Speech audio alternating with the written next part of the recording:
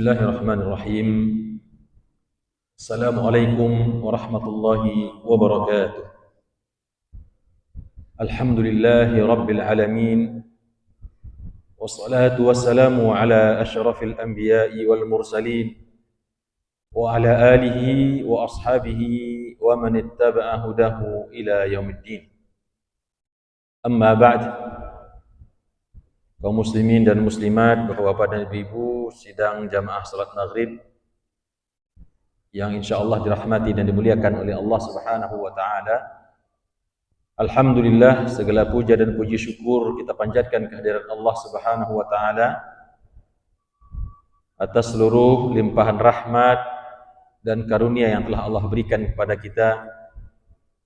Khususnya pada malam yang berbahagia ini, Allah memberikan kepada kita semua taufik untuk bersama-sama berada di rumahnya yang mulia ini, melaksanakan ubudiyah dan taqarrub kepadanya. Tadi kita sudah laksanakan ibadah salat maghrib berjamaah. Taqabbalallahu minna wa minkum. Semoga Allah terima ibadah kita dan Allah lipat gandakan pahalanya untuk kita semua. Salat beserta salam kita doakan semoga senantiasa Allah berikan dan curahkan untuk baginda Rasulullah Nabi Muhammad sallallahu alaihi wasallam. Dan demikian pula kita doakan untuk segenap keluarga, keturunan baginda Rasulullah dan para sahabatnya yang mulia radhiyallahu anhum ajma'in. Dan semoga Allah limpahkan pula untuk kita dan seluruh umat Nabi Muhammad sallallahu alaihi wasallam yang hidup hari ini di atas dunia ini. Allahumma salli ala nabiyyina Muhammadin wa ala alihi wa ashabihi wa man ittaba'a hudahu ila yaumiddin. Bapak dan Ibu jamaah yang dirahmati Allah, insyaallah pada malam hari ini seperti biasa kita akan membahas salah satu daripada hadis Rasulullah sallallahu alaihi wasallam, di mana pada malam hari ini kita akan mengambil hadis dari sebuah kitab yang berjudul Al-Adabul Mufrad, kitab yang ditulis atau disusun oleh Al-Imam Al-Bukhari, di mana beliau dalam kitab ini merangkum sejumlah hadis-hadis Rasulullah sallallahu alaihi wasallam yang insyaallah hadisnya hadis sahih atau paling tidak hadis hasan, yang khusus merangkum hadis-hadis yang berhubungan dengan akhlak, dengan adab, dengan muamalah yang bersumber dari Rasulullah sallallahu alaihi wasallam, yang diriwayatkan oleh sahabat-sahabat beliau yang agung radhiyallahu anhum ajma'in. Maka kita mulai insyaallah pada malam hari ini dengan membacakan hadis yang pertama, dan kemudian nanti kita akan coba mentadabburi apa yang dimaksud oleh Rasulullah di dalam sabda beliau yang disusun oleh Al-Imam Al-Bukhari dalam kitabnya yang berjudul Al-Adabul Mufrad ini. Bapak dan Ibu jamaah yang dirahmati Allah, hadis yang pertama berhubungan dengan firman Allah Subhanahu wa taala dalam surah Al-Ankabut ayat 6, di mana Allah berfirman, a'udzubillahi minasyaitonir rajim, wa wassaynal insana biwalidayhi husna. Dan kami berwasiat kepada manusia hendaknya kepada kedua orang tuanya mereka berbuat husna atau berbuat baik. Ya, dan kami wasiatkan kepada manusia untuk bergaul, memperlakukan kedua orang tuanya dengan baik. Al-Quran surah Al-Ankabut ayat 8. Sehubungan dengan ayat ini, maka Al-Imam Al-Bukhari meriwayatkan sebuah hadis dari Rasulullah sallallahu alaihi wasallam, yang mana hadisnya berbunyi sebagai berikut. An Abi Amrin Wasyaibani qala, dari sahabat Nabi yang bernama Abi Amrin dan Syaibani, ya, beliau berkata, haddatsana sahibu hadhihi ad-dar, ya, wa auma'a biyadihi ila dari Abdillah. Dari Abu Amr Asy-Syaibani, dia berkata, pemilik rumah ini telah berkata atau telah mengabarkan kepada kami. Lalu dia menunjuk sebuah rumah yang mana rumah itu ternyata adalah milik daripada sahabat Nabi yang bernama Abdullah ibnu Mas'ud. Abdullah bin Mas'ud radhiyallahu anhu. Jadi dia mengabarkan sebuah hadis yang disampaikan oleh sahabat Nabi yang bernama Abdullah bin Mas'ud radhiyallahu anhu. Apa kata Abdullah bin Mas'ud radhiyallahu anhu?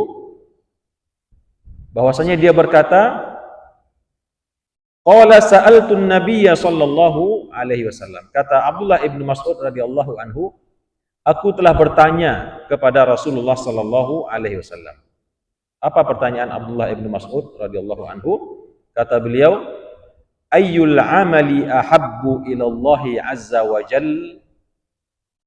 Ya Rasulullah, ayyul amali ahabbu ila Allah azza wa jal? Pertanyaan beliau adalah kepada Rasulullah, wahai Rasulullah, amal apa? Amal ibadah apa atau pekerjaan apa? Ya, dalam hal ini bukan pekerjaan secara umum tapi amal ibadah. Amal ibadah apa yang bernilai pahala di sisi Allah yang paling dia cintai? Nah, itu pertanyaan daripada sahabat Abdullah ibnu Mas'ud radhiyallahu anhu. Di sini bisa kita lihat hikmahnya Bapak dan Ibu jamaah yang dirahmati Allah, bahwasanya para sahabat Nabi itu adalah orang-orang yang sangat antusias di dalam mencari ilmu. Dan bukan hanya sekedar mencari ilmu, tetapi mencari keutamaan ilmu dan amal. Ini menandakan bahwasanya mereka adalah orang yang peduli dengan amal ibadah kepada Allah, dan dalam beribadah kepada Allah mereka selalu mencari mana amalan-amalan yang paling baik, yang paling tinggi pahalanya di sisi Allah, yang paling dicintai oleh Allah Subhanahu wa ta'ala. Nah, ini penting menjadi teladan bagi kita Bapak dan Ibu. Karena barangkali mungkin kita atau sebagian kita selama ini cenderung dalam beribadah itu hanya melaksanakan yang standar-standar saja. Kalau bahasa Minangnya asa lapeh syarat saja. Lapeh syarat lah tertunaikan kewajiban Allah. Bahwasanya ada yang lebih afdol lagi dari itu, ada yang lebih besar lagi pahalanya. Nah, mungkin kadang-kadang ya tidak semua, sebagian kita abai terhadap hal ini.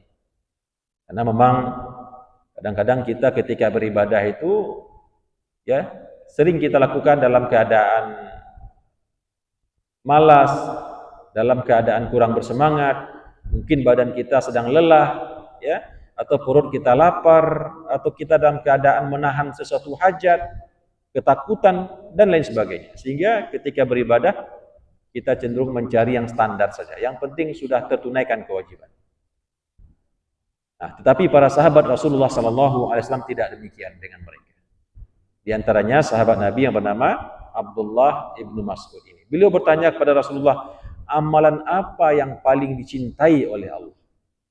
Ya, tentu bukan untuk hanya sekedar bertanya, tapi maksudnya bertanya untuk agar supaya bisa mengamalkan amal tersebut.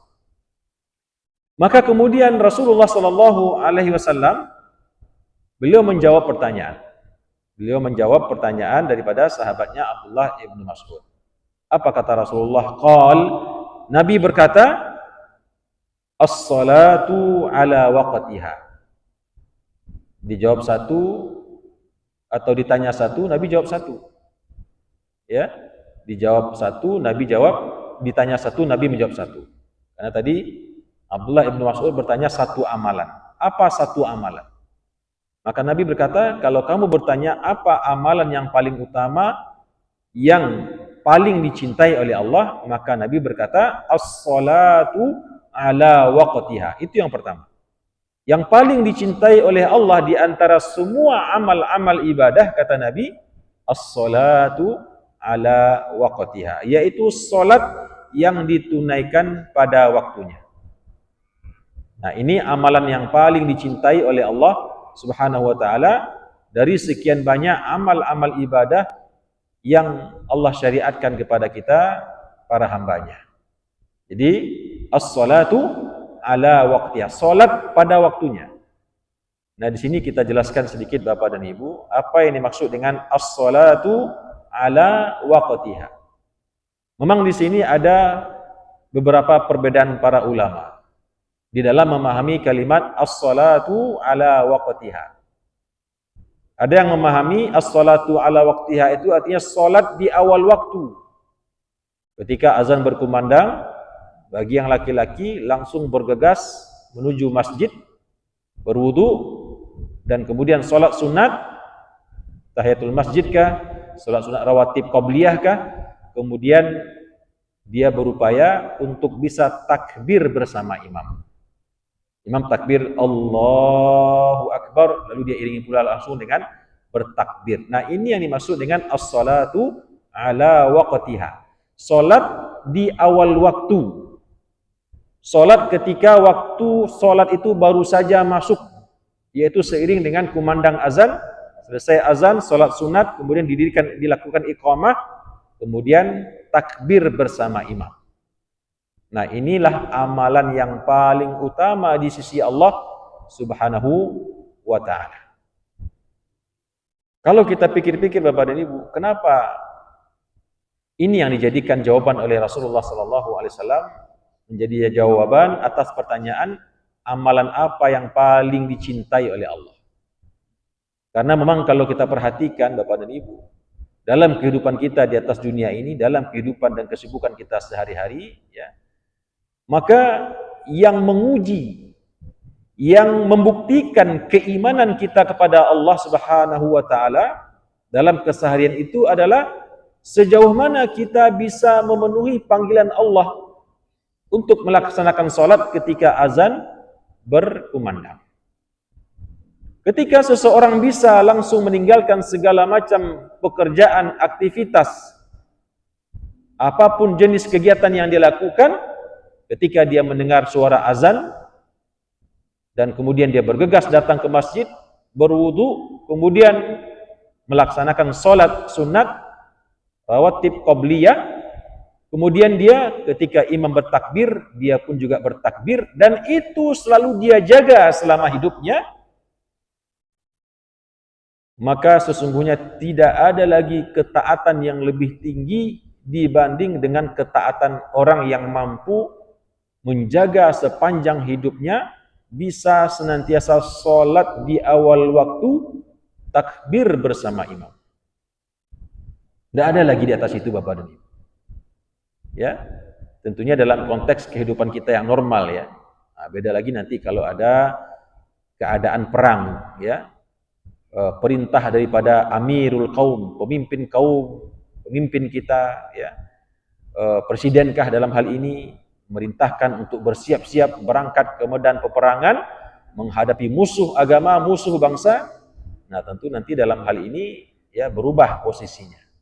Tapi ini bicara dalam kondisi normal, maka ubudiyah seseorang yang paling tinggi di hadapan Allah Subhanahu wa ta'ala adalah ketika dia mampu menjaga dirinya setiap datang panggilan Allah yang 5 waktu, menunaikan perintah salat, senantiasa dia tunaikan selalu di awal waktu. Nah, ini yang dimaksud dengan as-salatu ala waqtiha. Nah, ini pendapat yang pertama tadi kita sampaikan, yaitu salat di awal waktu. Memang salat di awal waktu, tidak masbuk, apalagi kalau salatnya sudah selesai orang salat di masjid, kemudian baru ikut salat yang kedua, salat jamaah yang kedua, atau salat jamaah rombongan yang ketiga, dan seterusnya. Tapi memang sebagian ada ulama lain yang berpendapat as-salatu ala waqtiha itu lebih luas. Tidaklah mesti harus di awal waktu. Yang penting dalam rentang waktu yang dibolehkan untuk menunaikan salat tersebut.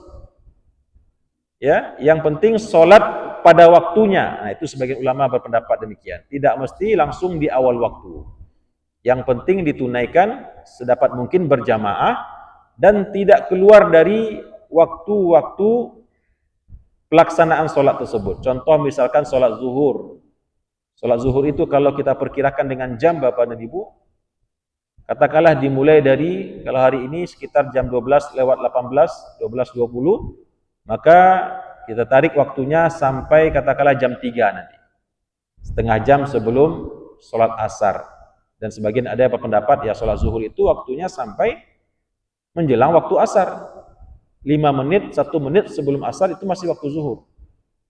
Meskipun nanti ya seseorang tidak dianggap menunaikan sholat pada waktunya kalau seandainya dia hanya mampu sholat 1 rakaat di waktu di mana waktu sholat yang sebelumnya. Misalkan kita sholat zuhur, sholat asar masuk waktunya jam 3 lewat 20 atau 3.30. Lalu kita mulai sholat zuhur jam 3 lewat 28 menit. Baru 1 rakaat sholat, maka kemudian azan asar. Nah, ini tidak dianggap seseorang setelah melaksanakan sholat pada waktunya. Dia telah melalaikan sholat dan dia masuk kepada firman Allah dalam Al-Quran yang mengatakan fawailul lil musallin. Neraka wail bagi orang yang, atau celakalah orang yang melalaikan sholat. Dan sholat yang dia tunaikan tersebut tidak lagi termasuk dalam kategori adaan, tetapi sudah masuk kepada qadaan. Dan itu kalau sering-sering dia lakukan, maka dia akan keluar daripada perintah Allah yang memerintahkan kepada kita untuk melaksanakan sholat pada waktunya. Innas sholata kanat 'alal mu'minina kitaban mawquta. Tapi tentu Bapak dan Ibu jamaah yang dimuliakan Allah, dari dua pendapat ini ya, kalau kita pikirkan dengan pikiran dan akal dan logika kita, maka tentu yang lebih tepat adalah pendapat yang pertama. Karena memang berat, sehingga dia pantas untuk menjadi jawaban Nabi yang pertama. Ketika sahabat Ibnu Mas'ud bertanya, apa amalan yang paling dicintai oleh Allah? Nabi menjawab, sholat pada waktunya, yaitu maksudnya adalah sholat di awal waktu. Ketika azan berkumandang, sholatnya di masjid dan dilaksanakan secara berjamaah dan dia takbir bersama imam. Nah, inilah yang dimaksud dengan as-salatu ala waqtiha, yang menjadi amalan yang paling dicintai oleh Allah Subhanahu wa taala. Ya, dan mudah-mudahan kita bisa ya, kalau untuk konsisten barangkali memang karena kita hidup di zaman yang penuh dengan kesibukan, yang penuh dengan hal-hal yang melenakan kita ya. Saya nggak tahu apakah ada di antara jamaah di sini yang sudah mampu untuk sholat 5 waktu berjamaah ya, apakah ada yang sanggup atau tidak, yang mampu selama 1 pekan sholat berjamaah selalu takbir bersama imam. Ada nggak di antara bapak dan ibu di sini? Kalau ada, saya berani mengasih hadiah 500.000. Ada enggak? Ada enggak bapak dan ibu? Dan tentu Allah saksinya ya, kita tidak tahu siapa yang jujur, siapa yang berbohong. Tapi saya siap insya Allah, dananya ada di dompet saya sekarang. Kalau ada yang bisa mengaku di sini selama seminggu ya, dalam hidupnya, dalam kesehariannya, dia mampu menjaga sholatnya berjamaah, selalu sholat berjamaah di masjid. Kalau dia bapak-bapak, ya kalau ibu nggak masalah kalau di rumah ya. Tapi selalu di awal waktu. Ketika orang azan, ya, bapak-bapak lah. Kadang-kadang ibu-ibu memang karena dia sholatnya di rumah, kita nggak tahu ya apakah dia di awal waktu atau enggak. Tapi bapak-bapak jelas standarnya adalah sholat ketika azan berkumandang, datang ke masjid, sholat rawatib, kemudian iqamat dikumandangkan dan dia takbir bersama imam. Imam takbir lalu dia takbir. Ada enggak bapak dan ibu? Berarti 7 kali 5 waktu, 35 waktu ya, sholat tidak putus-putus berjamaah di masjid.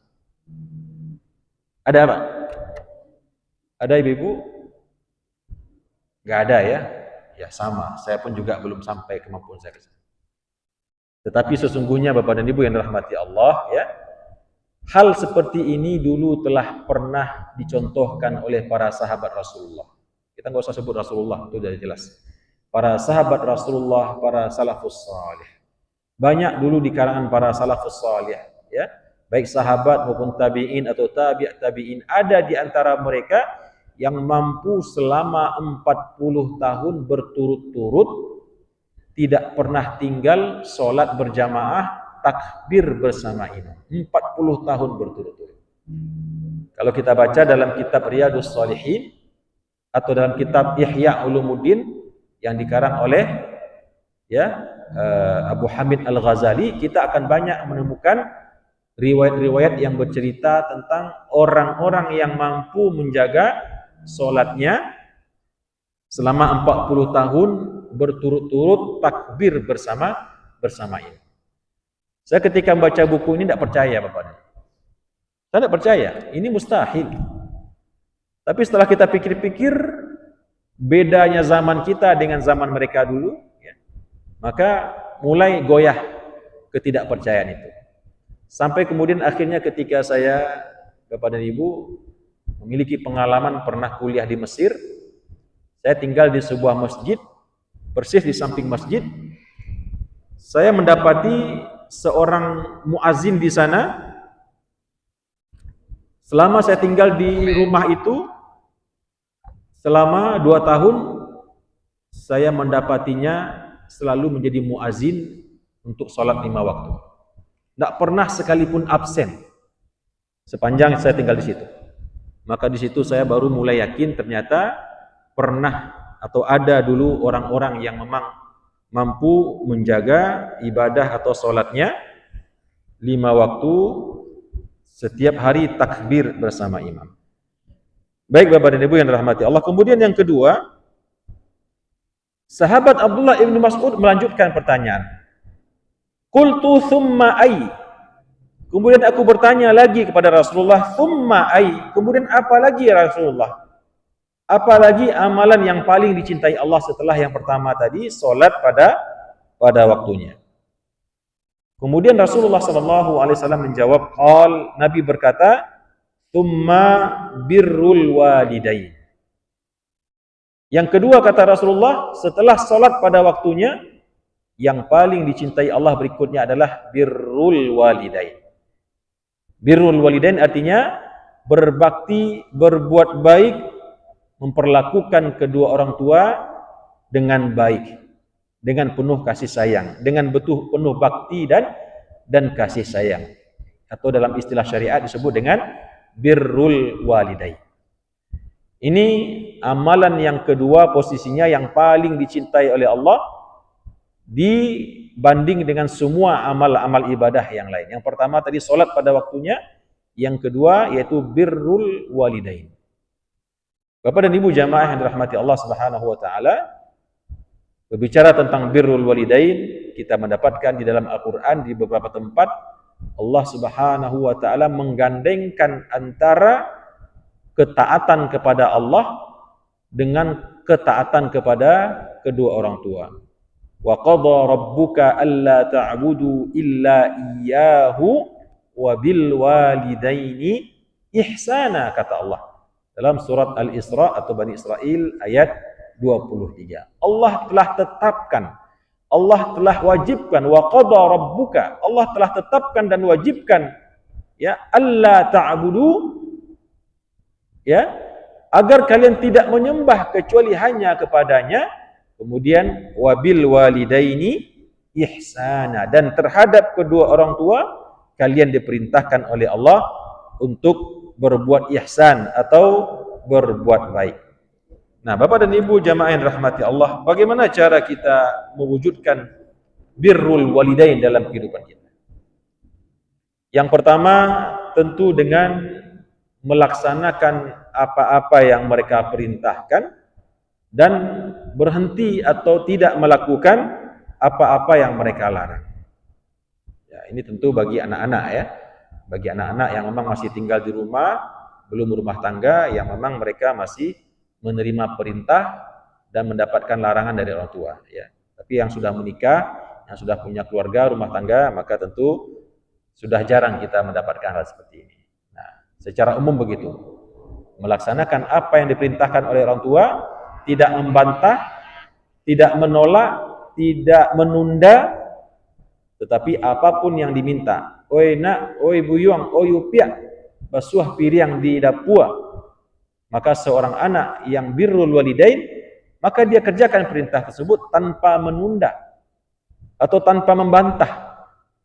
Ya, jangankan membantah, menunda saja tidak. Dan juga sebaliknya, ketika orang tua melarang untuk melakukan sesuatu, maka dia tidak kerjakan atau tidak dilakukan apa yang dilarang oleh kedua orang tua tersebut. Kemudian dalam Al-Quran, perintah birrul walidain tidak hanya sebatas seorang anak melaksanakan apa yang diperintah dan meninggalkan apa yang dilarang, tapi bahkan lebih tinggi dari itu. Birrul walidain dalam Islam konteksnya termasuk dalam perkataan, di dalam perbuatan kepada orang tua, perkataan atau tingkah laku atau bahkan gestur sekalipun. Mimik muka, ya, mimik tangan, wajah dan lain sebagainya, itu diatur dalam agama Islam bagaimana seseorang anak bersikap kepada kedua orang tuanya. Di dalam Al-Quran, ketika Allah memerintahkan kepada kita untuk berbuat baik kepada orang tua yang telah tua renta, yang mana Allah melarang kita untuk mengatakan kalimat cis, ya, atau dengan kalimat-kalimat lain yang sesuai dengan zaman kita sekarang. Maka kalau kita lihat tafsir daripada ayat tersebut, maka seorang anak, kata sahabat Rasulullah sallallahu alaihi wasallam, bagaimana cara dia bersikap kepada orang tua yang sudah tua, orang yang sudah bongkok, yang sudah keriput, ya, badannya sudah gemetaran, ya, mungkin didorong sedikit dia terjungkal gitu. Justru di saat dia sudah masuk dalam fase tersebut, seorang anak harus bersikap di hadapan orang tuanya yang sudah jompo, yang sudah tua renta, ringkih tersebut, ya, bagaikan sikap seorang budak di hadapan seorang tuannya. Dan tuannya ini bukan sembarang tuan, tuan yang kejam, bengis, pemarah. Bisa kita bayangkan Bapak dan Ibu, bagaimana sikap seorang budak di hadapan tuannya, ya.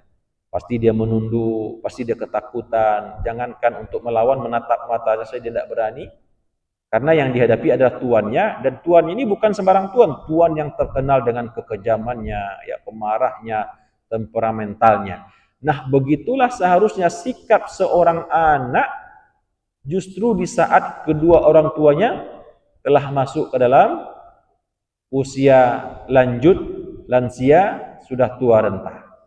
Nah, begitu Islam Bapak dan Ibu mengatur atau menganjurkan kepada kita bagaimana seyogianya seorang anak melaksanakan birrul walidain tadi. Nah, bagaimana kalau kita kiaskan kepada diri kita Bapak dan Ibu? Bagaimana kita bersikap kepada orang tua kita? Tadi dikatakan seorang anak baru dia sampai kepada level birrul walidain kalau ketika dia berbicara, bersikap, berdiri di hadapan orang tuanya yang sudah lanjut usia, seperti sikap seorang budak yang sedang berdiri di hadapan tuannya yang sangat kejam dan pemarah. Pemarah, kejam, bengis, dan seterusnya. Kira-kira bagaimana? Ketakutan. Nah, tapi kalau kita bagaimana kita lihat hari ini? Ya, mungkin orang lain atau mungkin bahkan na'udzubillah kita sendiri. Ya, mudah-mudahan tidak ada di sini yang bersikap pada orang tua karena orang tua sudah berumur 65 tahun, 70 tahun. Ya, sering kita melihat anak-anak mengabaikan, kadang orang tuanya memanggil, gak didengarin. Orang tuanya melarang, gak didengarin. Orang tuanya menyuruh, minta tolong, gak didengarin. Ya, nah, padahal seharusnya justru di saat mereka telah tua renta tersebut, sikap kita, wa qul lahuma qaulan karima. Ya. Kemudian Bapak dan Ibu yang dirahmati Allah Subhanahu wa taala, termasuk dalam konteks birrul walidain ini, seorang anak juga menafkahi kedua orang tuanya. Wajib hukumnya seorang anak yang memiliki kemampuan untuk menafkahi kedua orang tuanya yang sudah tua, yang sudah tidak sanggup lagi untuk bekerja mencari penghasilan. Ya. Nah, jika ada seorang anak yang menyia-nyiakan orang tuanya sampai orang tuanya tidak makan, sementara dia setiap hari kekenyangan, ya, maka dia otomatis menjadi seorang anak yang durhaka. Ya. Nauzubillah. Bahkan dalam Islam Bapak dan Ibu, berbakti kepada orang tua tidak cukup hanya di saat mereka hidup. Ya, mulai dari fase ketika mereka masih kuat-kuatnya menjadi orang tua kita, di saat kita masih kecil, SD, SMP, SMA, kuliah, kemudian kita beranjak menjadi seseorang yang sudah berumah tangga dan mereka sudah lanjut kepada usia tua, ya. Bahkan dalam Islam birrul walidain masih diperintahkan justru atau setelah saat mereka tidak ada lagi di atas dunia. Bagaimana cara seorang anak melakukan birrul walidain ketika orang tuanya telah tiada? Bagaimana caranya Bapak dan Ibu? Yang utama sekali tentu dengan mendoakannya. Rabbighfirli wa liwalidayya warhamhuma kama rabbayani shaghira. Doa yang tidak putus-putus dibacakan seorang anak, dan bahkan bisa jadi Bapak dan Ibu, justru pemberian kita kepada orang tua dalam bentuk doa di saat mereka telah tiada, bagi orang tua tersebut lebih berharga hari ini bagi mereka dibanding dulu waktu hidup kita pernah memberi mereka uang katakanlah 50 juta atau 100 juta sekali. Kadang-kadang kita waktu di dunia ketika orang tua kita hidup, menurut kita sudah memberikan hadiah terbaik. Tapi bagi mereka biasa saja. Karena memang seberapapun hadiah yang kita berikan kepada orang tua, mau berapa miliar pun nilainya, bagi orang tua itu tidak ada seberapanya. Jadi wajar kalau kita kadang-kadang sudah ngasih ibu, ngasih ayah, itu bagi mereka biasa saja. Itu sangat wajar. Tapi begitu mereka telah tiada Bapak dan Ibu, jangankan kita hajikan dia, kita badalkan dia dengan umroh, haji, kita sedekahkan, kita bangunkan masjid dan lain sebagainya, kita berkirim Fatihah saja sekali, maka ketika datang pemberian kita tersebut kepada roh mereka, itu bahagianya luar biasa mereka terima. Luar biasa, dan tidak ada lagi pemberian yang paling berharga bagi mereka di saat mereka telah tiada melebihi pemberian berupa kiriman doa, kiriman pahala sedekah, kiriman pahala baca Al-Quran, kiriman haji, kiriman pahala umroh dan lain sebagainya. Inilah keagungan Islam di dalam memberikan ajaran terkait dengan birrul walidain, dan inilah amalan kedua yang paling dicintai oleh Allah di posisi kedua setelah tadi solat di awal waktu, yaitu birrul walidain. Mudah-mudahan kita semua insyaAllah Allah berikan taufik dan hidayah untuk semua kita menjadi anak-anak yang soleh, yang dapat menjadi anak-anak yang memberikan birrul walidain, ya, sehingga nanti kita pula kelak Allah muliakan pula kita dengan anak-anak yang mampu memberikan birrul walidain kepada kita juga. Kemudian Bapak dan Ibu yang rahmati Allah, kita lanjutkan hadis ini sedikit lagi. Lanjut kata Abdullah ibnu Mas'ud radhiyallahu anhu, qultu, aku bertanya lagi kepada Rasulullah, thumma ay, kemudian apa lagi ya Rasulullah setelah dua tadi? Kemudian Nabi berkata, qala thummal jihadu fi sabilillah. Kemudian kata Nabi yaitu berjihad fi sabilillah. Jadi jihad fi sabilillah di posisi ketiga di sini Bapak dan Ibu. Ya, meskipun selama ini kita tahu jihad fisabilillah itu kalau kita lakukan pahalanya sangat besar dan luar biasa, bahkan kalau sampai mati dalam jihad fisabilillah maka tergolong menjadi mati syahid yang tidak ada balasannya kecuali masuk ke dalam surga tanpa hisab. Tapi di sini di posisi ketiga tadi yang kita jelaskan, ini dalam kondisi normal tentunya. Tapi ketika terjadi peperangan, maka tentu yang paling utama, amalan yang paling dicintai oleh Allah adalah berjihad fisabilillah sampai titik darah penghabisan. Jadi yang ketiga kata Rasulullah, tsummal jihadu fisabilillah. Jihad fisabilillah. Jihad fisabilillah ini Bapak dan Ibu tentu konteksnya umum. Meskipun kalau kita bawakan kepada hadis ini, tentu yang Nabi maksud pada waktu itu adalah ikut berperang, mengangkat pedang, membunuh musuh, berjuang fisabilillah. Itu karena memang pada itu Rasulullah hidup di zaman beliau masih memimpin peperangan.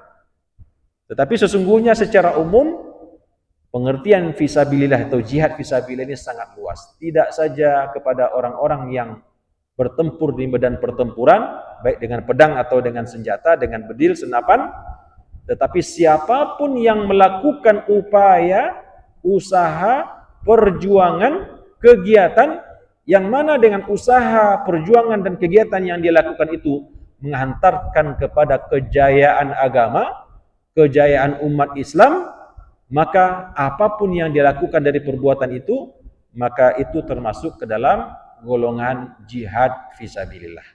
Orang yang berdakwah, mengajarkan ilmu, dia sedang berjihad fisabilillah. Orang yang mengurus masjid, menjadi pengurus masjid, memakmurkan masjid, maka dia termasuk orang yang sedang berjihad fisabilillah.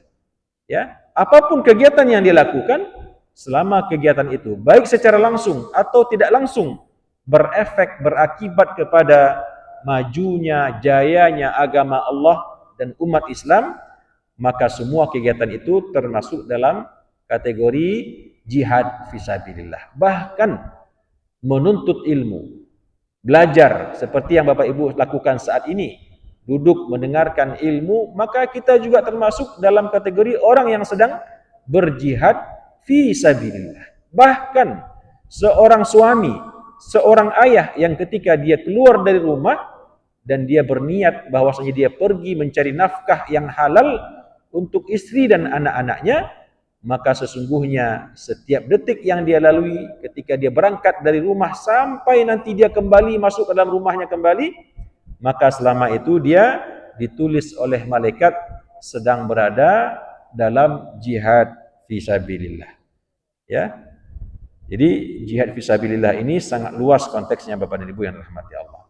Kemudian kata Abdullah ibn Mas'ud radhiyallahu anhu selanjutnya, haddatsani bihin.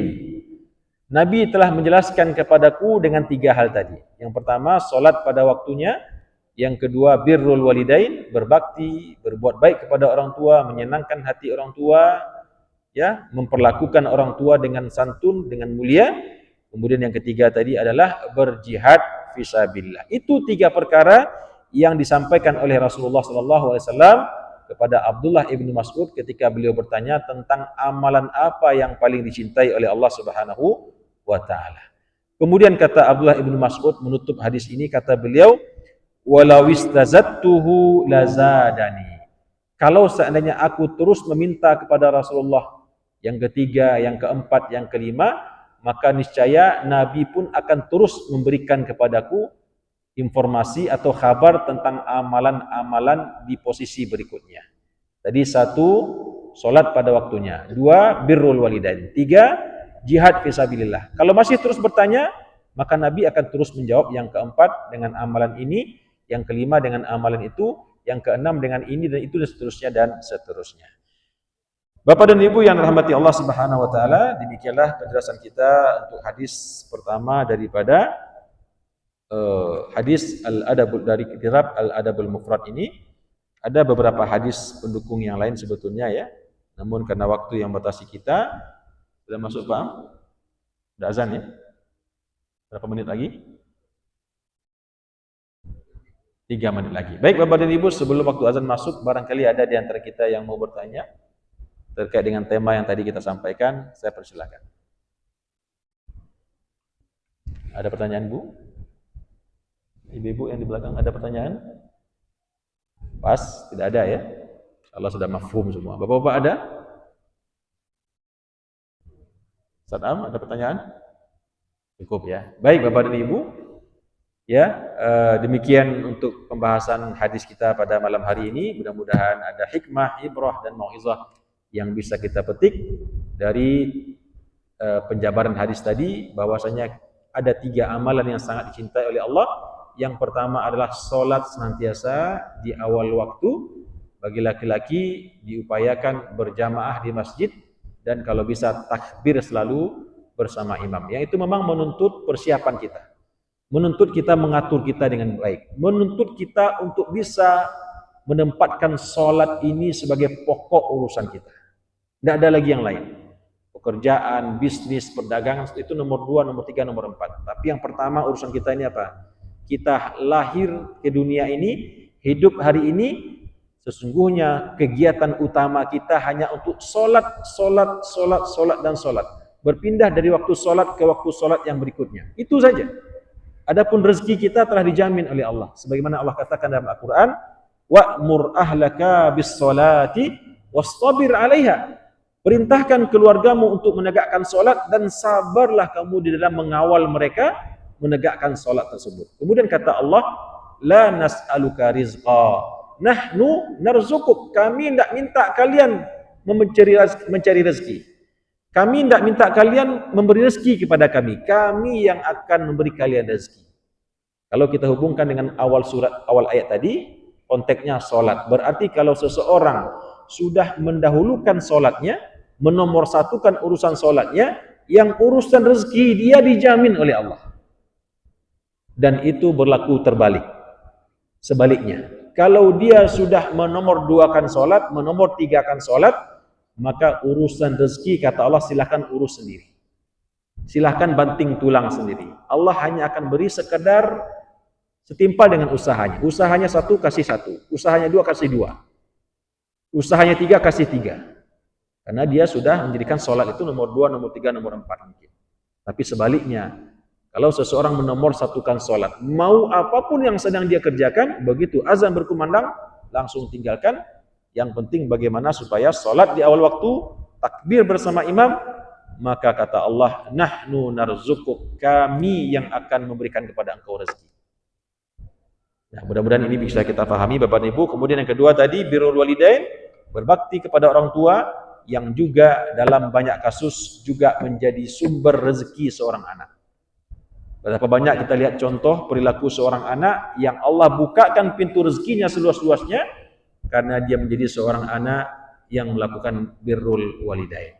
Dan kemudian baru yang ketiga, berjihad fisabilillah dengan segala macam bentuk yang tadi sudah kita jelaskan, yang sebetulnya peluang jihad fisabilillah ini terbuka seluas-luasnya untuk kita lakukan di dalam kehidupan kita sehari-hari. Demikian Bapak dan Ibu, mudah-mudahan ada manfaatnya. Terima kasih dan mohon maaf jika ada salah dan khilaf atau sesuatu yang tidak berkenan. Aku qouli hadza wa astaghfirullah li wa lakum. Subhanakallahumma wa bihamdika asyhadu an la ilaha illa anta nastaghfiruka wa natubu ilaik. Wassalamualaikum warahmatullahi wabarakatuh.